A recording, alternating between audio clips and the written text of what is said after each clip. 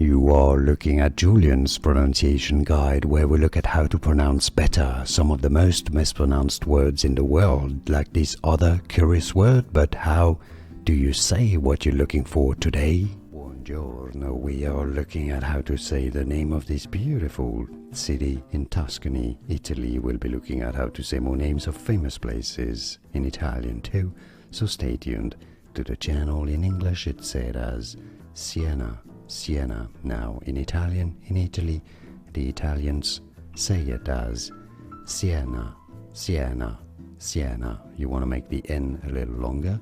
Sienna, Tuscany, or Siena, Toscana.